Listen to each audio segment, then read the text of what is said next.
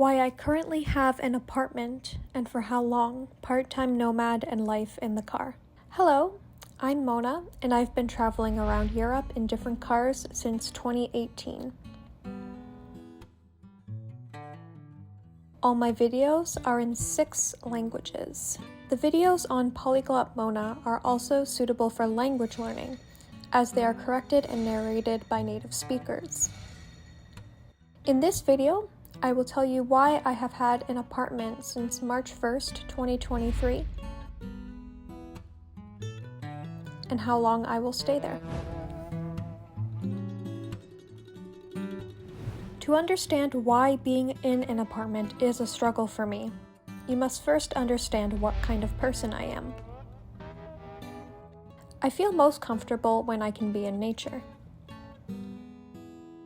If I could choose between staying overnight in a small car like a Seat Ibiza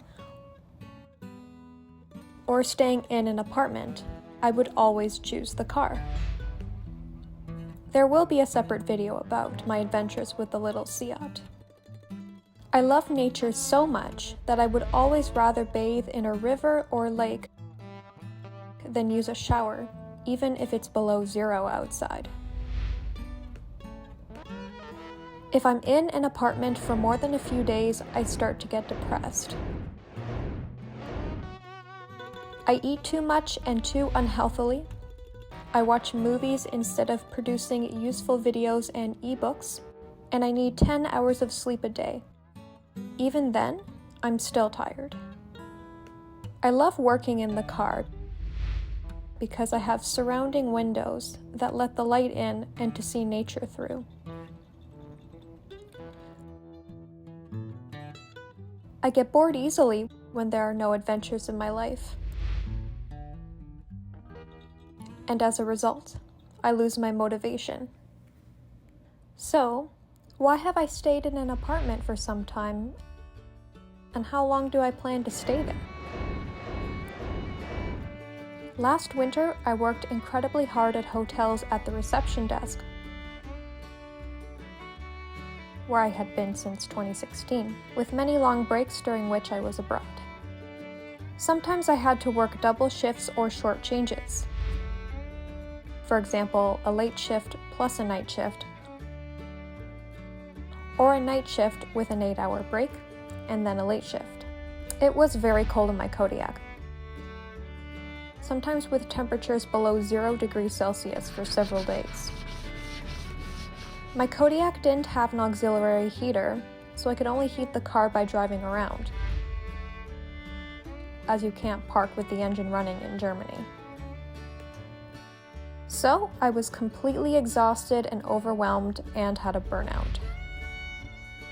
A psychiatrist wanted me to go to a psychiatric clinic for a few weeks,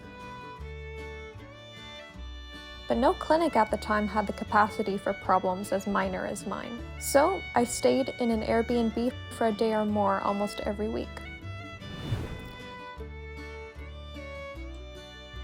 It was so relaxing and I was so happy to finally be productive again that I was considering renting an apartment for a year. Luckily, I found a very cheap apartment in a rural village near my favorite spa town of Bad Birnbach. I wanted to keep the apartment until I got my Skoda Enyaq. But I couldn't stand it in the apartment, getting depressed. I was constantly tired, slept poorly, was irritable, in a bad mood, unmotivated, ate too much, and felt unwell. In addition, in May it got unbearably hot in the attic apartment, and the neighbor below me smoked, so smoke came into my apartment, as I had to ventilate the room constantly during the day. When I found out that even in a small seat Ibiza, where I don't even have enough space to stretch out fully in bed, I'm happier than I was in the apartment. Thus, the decision was easy for me. I gave notice of leaving the apartment at the end of May for August 31st. In the next video, I'll tell you why I live in a car and not in a van or RV. Don't forget to subscribe so you don't miss the next videos. Write in the comments what your mother tongue is, and whether you speak or are learning one or more languages.